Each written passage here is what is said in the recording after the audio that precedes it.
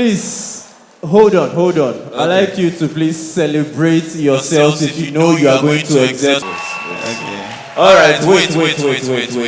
That is according to how you know you will excel. Now, we have our fathers and mothers in front. Okay. Those who have gone ahead of us. Now, show me how you are going to celebrate them. Make a hair as it go be. Okay. All right, we are getting better. Now, I want you to demonstrate how you will celebrate the one who is going to make you excel, the King of Kings, the Lord of Lords, the one who is faithful to 1,000 generations. God bless you, sir. God bless you, sir. God bless you, man. Okay. God bless you. Please, you may comfortably take your seats. And Joko. Ladies and gentlemen, Still Ringing is my name. Everywhere I go with the best Yoruba interpreter. Obviously. Black God, are you ready? Much ready, man. Aha. Please, I like you to be very sensitive. Sensitive. Because something will fall on you. Money fall on you. The anointing will fall Banana fall on you. Which banana? Banana Island. We need to move there. Because he's the father of the fatherless. The mother of the motherless. Anybody. He called Judas Iscariot and the disciples until they became 12. Judas not long carrot in my 12. 12. Recession over. Because it's not by power nor by mouth, but let your praise be his music. I record the music. Yes, I record the music. Even the barren still give him joyful noise. Empty barrel, He said, for who can battle with the Lord?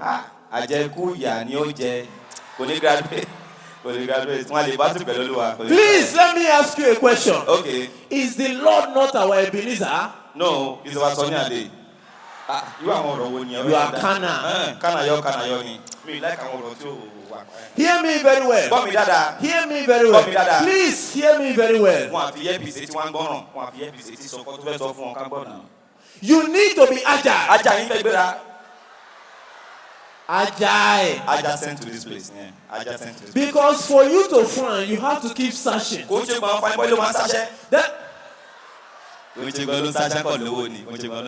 So please, bear it now so you won't bear it in the future. How far can you see? If I What's wrong with you? That That is why. your Lordship, sir. Daddy, God bless you. My daddy. Daddy, I have a word for you. Zagadat.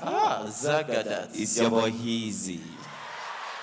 Daddy, the Lord said I should tell you, you are a man of infrastructure. Daddy has a big stature. Daddy watch it, one keep it. One jog lano. Daddy, the Lord said I should tell you, you are a man of impact. Impact. All things are past you.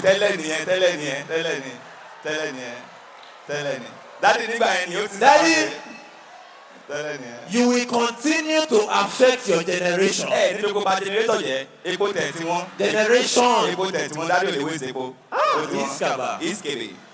the Lord just told me something now. Okay.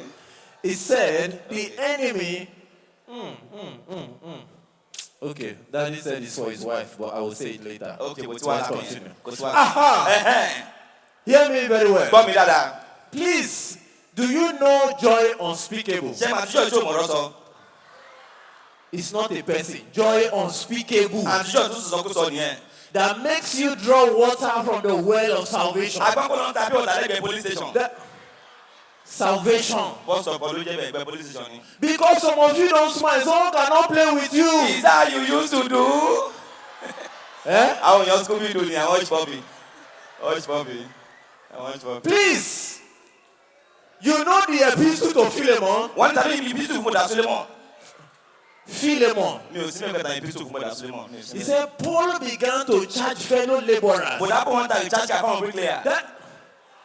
Laborers. That is why Solomon was a man of great affection.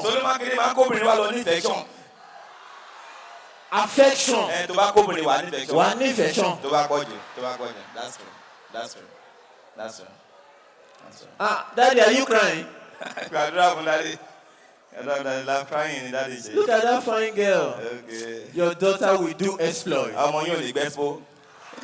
Exploit. Daddy said define you come on gbẹ́spo lọ. Wọ́n define you. Daddy, I have a word for you. Abẹ́sọ̀rọ̀ kọ́ fún ìsà. You are not here with your spouse. Ẹ máa wọ blouse tẹ́lẹ̀. Men don't wear blouse. Bobrisky nǹkan. Wọ́n ti wọ blouse ní sin jáde. Wọ́n wọ blouse ní sin jáde. Okay. Oh, blouse. Okay. The Lord said I should tell you. Ẹ̀mí ní ká sọ fún ìsà. You have not paid your tithe. Máa ń fura tithe fún obìnrin. Tithe and offering. Okay, mo bẹ̀rẹ̀ tó máa wọ̀ sí kí ni ẹ. But he said I should tell you. Wọ́n ní ká sọ fún ìsà. There is a penalty for owing. Ẹgbà penalty wọ throwing. Sorry. That song is not spiritual. What's wrong with you? Sorry, mo ti gbàgbé kò spiritual. Only a spiritual. Please look here. What's Wobi? Look here. Káwọn wá nìyẹn, no time. When the master and the disciples got to Madala. Wọ́n nígbà tí Edmund Tatáyé dé Gbàgádà. Madala. Area àbí ìṣàlẹ̀ bọ̀ yẹn ló ń jẹ́ bẹ́ẹ̀ Gbàgádà nìyẹn. He fed 5,000 with just 5 loaves of bread. Ó fi 5,000 naira 5 loaves of bread péré. Now, how did he get it done? Báwo ló ṣe jiná?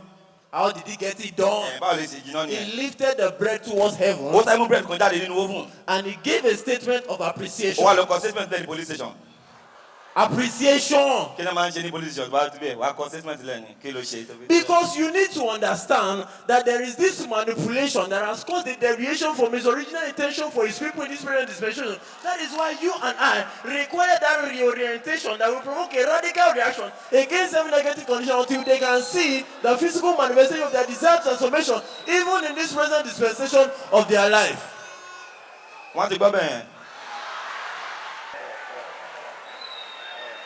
Especially want to appreciate the Genesis chapter. Please, are we here? A round of applause. I want Genesis Shout chapter out 1. to all the Genesis people. God bless you. I love you so Genesis much. chapter 1 verse 2. Wait. Please take your seat. Ẹ jókòó, in Genesis chapter 1 verse 2. I did not say Genesis chapter 1 verse 2. Ìgbà tó fi verse mo ní kí n dáṣẹ́ verse now. Where is my daddy? He's not here. Daddy Genesis chapter 1 that. Ah, daddy, God bless you, sir. Okay, gbàdúrà fún daddy. Yiba. Somebody bobo. I have a word for you, sir. Abẹ́sọ̀rọ̀ kan fún yín sà. Your showers of blessing are in the book of Titus. Ẹ ló ń fẹjọ ṣáwé ti Titus. The book of Titus. Egungun pọ̀ ní ṣáwá gan, mo prefer Titus jù yẹn lọ. 30 billion in daddy's account. What will happen? A máa blow wíṣù wọn ni, owó yẹn ti pọ̀ jù. Ladies and gentlemen, God bless you. Ladies and gentlemen. Okay.